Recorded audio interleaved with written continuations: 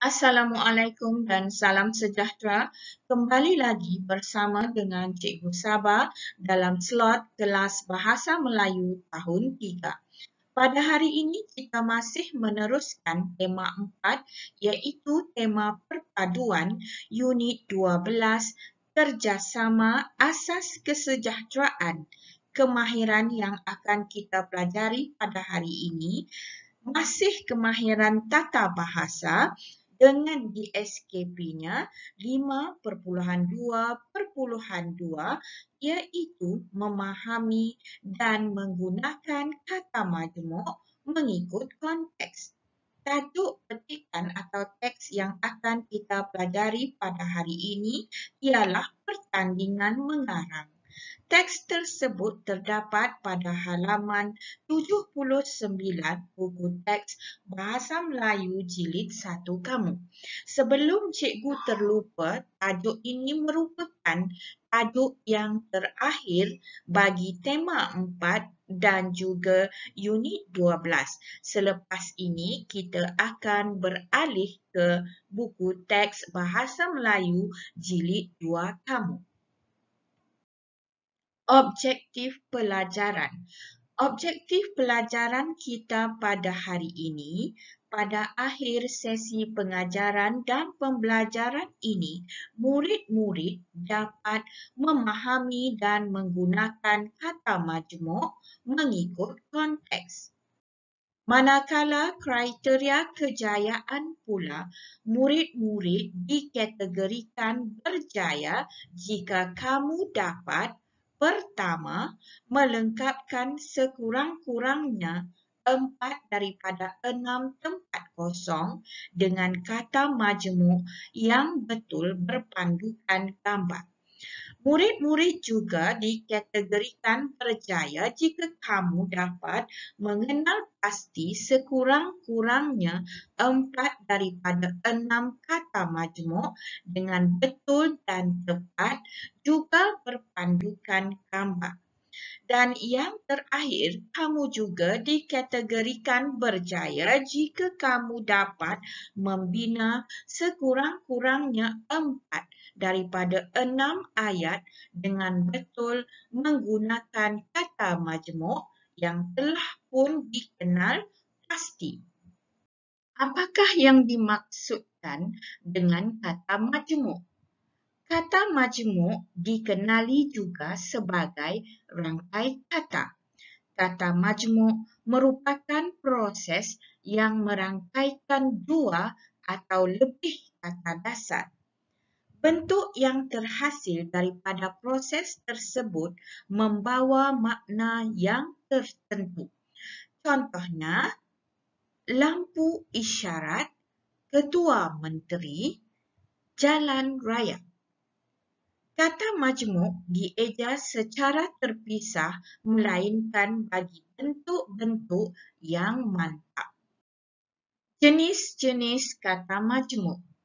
Kata majmuk terbahagi kepada 3 jenis, iaitu yang pertama kata majmuk bebas, yang kedua kata majmuk istilah khusus dan yang terakhir kata majmuk kiasan. Kata majmuk bebas. Kata majmuk bebas merujuk kepada bentuk kata yang tidak mempunyai makna antara perkataan yang pertama dengan perkataan yang kedua. Dengan lain perkataan, kedua-dua perkataan yang digabungkan sehingga terhasilnya kata majmuk tersebut iaitu perkataan pertama dan perkataan kedua mempunyai maknanya yang tersendiri. Contoh kata majmuk bebas beg tangan. Kata majmuk bebas beg tangan terhasil dari gabungan kata dasar beg dan juga tangan. Dalam konteks ini, beg merujuk kepada bekas yang digunakan untuk mengisi atau menyimpan barangan, manakala tangan merujuk kepada salah satu anggota tubuh badan manusia. Namun demikian, penggabungan dua kata dasar tersebut telah memperbaharui makna bagi kedua-dua kata dasar sehingga membentuk satu makna yang baharu berlainan dari makna asal kata dasar tersebut. Contohnya, kata majmuk bebas beg tangan tadi. Beg tangan merujuk kepada objek berikut. Menurut Kamus Dewan edisi keempat, beg tangan merujuk kepada beg yang dijinjing di tangan atau digalas di bahu oleh para wanita. Terdapat banyak contoh kata majmuk bebas yang lain. Berikut dipaparkan dua lagi contoh kata majmuk bebas serta proses pembentukannya. Sebagaimana yang telah cikgu terangkan sebelum ini, pembentukan kata majmuk bebas adalah hasil gabungan dua atau lebih kata dasar yang mendukung maknanya yang tersendiri. Sebagai contoh, kata dasar jam. Kata dasar jam mendukung makna sejenis alat yang digunakan untuk mengukur waktu secara umumnya. Jam ini apabila digabungkan dengan kata dasar loceng yang juga mendukung makna objek yang menghasilkan bunyi juga secara umum akan menghasilkan kata majmuk bebas jam loceng. Jam loceng di sini membawa pengertian yang khusus di mana ia merupakan alat pengukur waktu yang mempunyai alat penggerak. Seterusnya, rantai. Rantai merupakan rangkaian atau jalinan logam yang dirangkaikan secara memanjang apabila digabungkan dengan kata dasar leher, iaitu salah satu anggota pada tubuh badan manusia akan menghasilkan kata majmuk bebas rantai leher. Rantai leher di sini membawa pengertian sejenis perhiasan yang dipakai oleh kaum wanita. Kata majmuk istilah khusus. Kata majmuk istilah khusus terdiri daripada rangkai kata yang digunakan bagi merujuk kepada istilah-istilah tertentu dalam sesuatu bidang ilmu. Lazimnya terdapat dalam bidang sains, matematik dan geografi. Contoh kata majmuk istilah khusus ini antaranya ialah keratan rentas, kertas turas, jangkar lukis, kertas litmus, garis pusat dan juga jam randik. Kesemua istilah khusus ini hanya diguna pakai dalam bidang ilmu yang tertentu sahaja dan tidak diguna pakai dalam bidang ilmu yang lain. Kata majmuk kiasan. Kata majmuk kiasan terdiri daripada rangkai kata yang terhasil daripada simpulan bahasa. Sebahagian besar daripada simpulan bahasa bagi bahasa Melayu adalah dalam bentuk kata majmuk kiasan. Kata majmuk kiasan mengandungi makna yang tersirat dan menyimpang jauh dari makna asal kata dasar tersebut. Kata majmuk kiasan tersebut biasanya digunapakai oleh masyarakat Melayu dahulu kala untuk memberi teguran serta menyindir sesuatu perbuatan secara tidak langsung.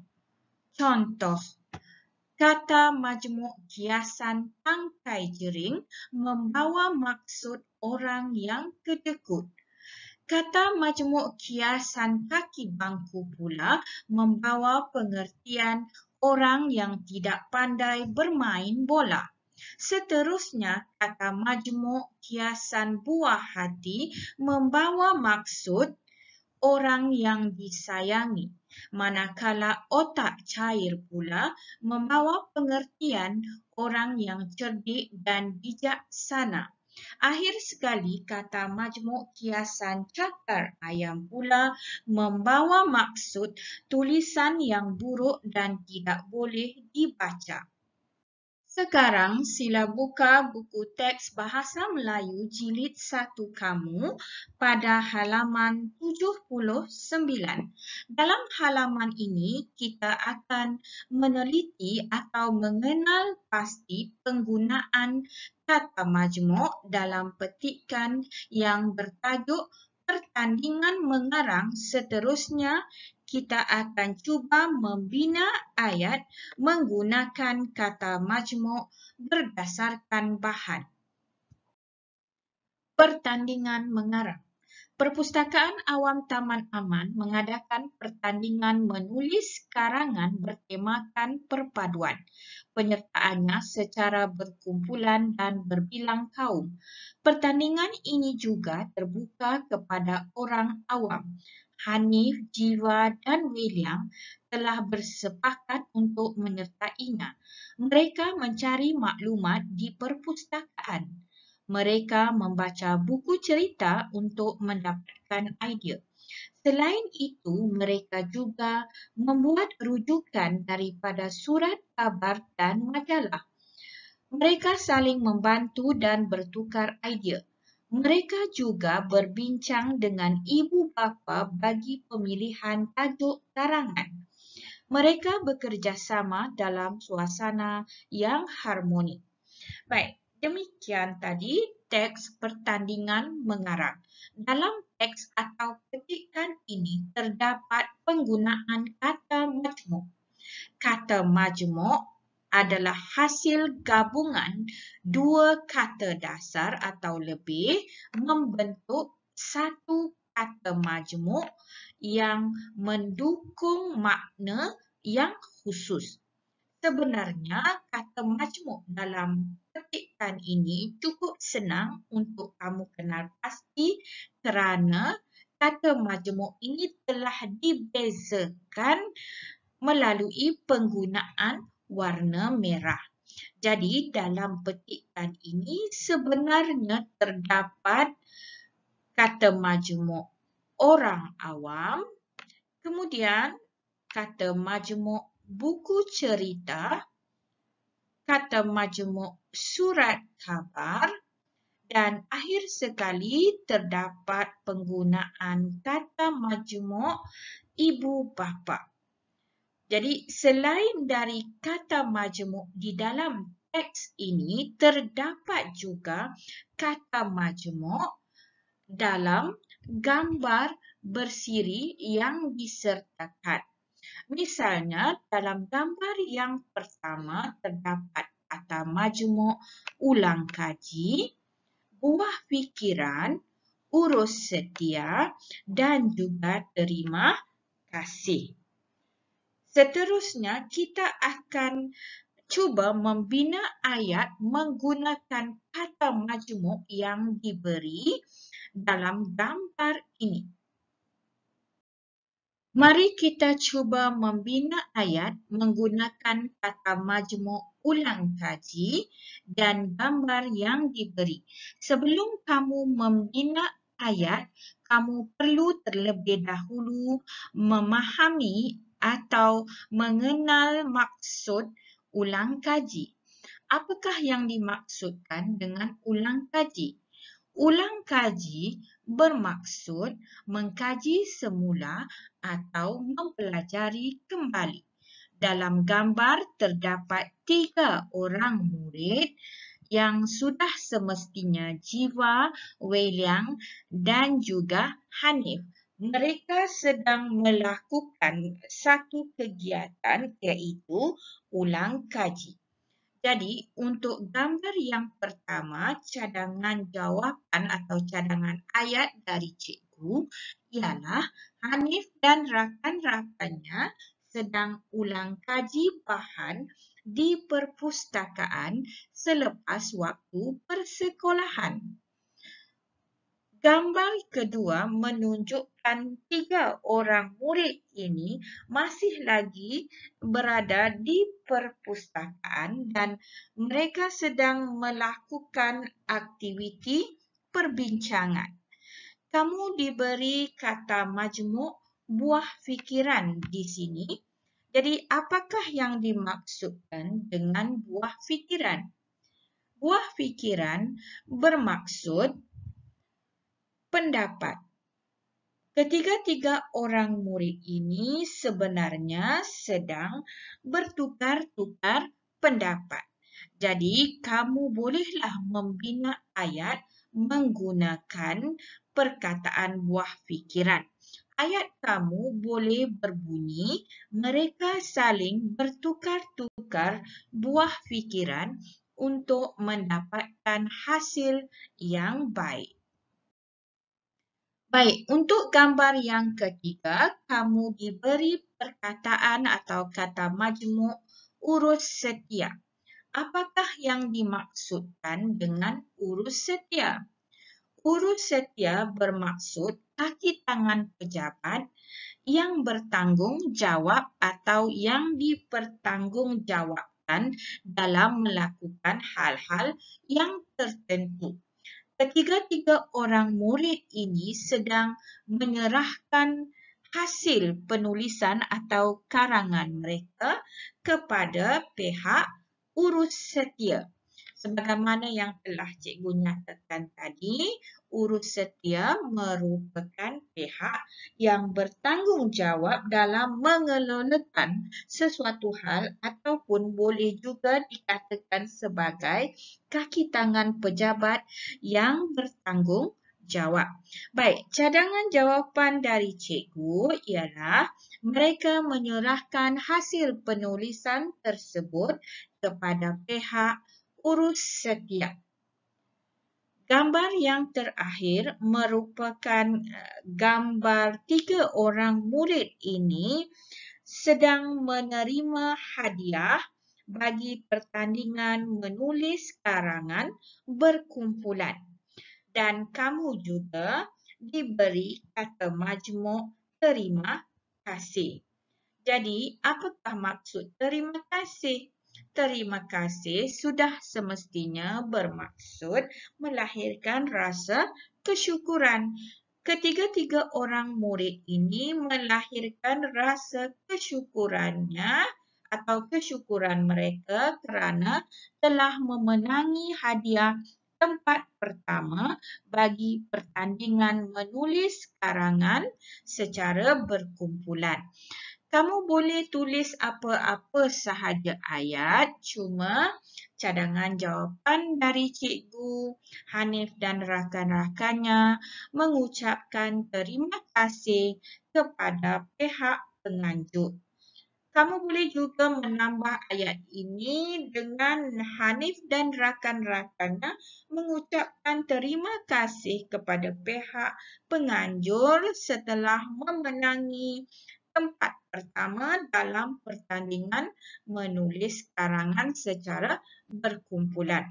Baik, semua itu pilihan jawapan atau pilihan ayatnya ada pada kamu.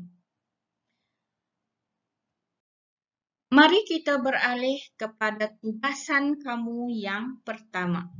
Tugasan kamu yang pertama terdapat pada halaman 91 buku aktiviti Bahasa Melayu Jilid 1 kamu. Dalam halaman 91 ini, kamu dikehendaki melakukan aktiviti 5 iaitu melengkapkan ayat dengan menggunakan kata majmuk berdasarkan gambar. Kamu diberi 6 pilihan jawapan kata majmuk di sini dan kamu juga diberi 6 gambar.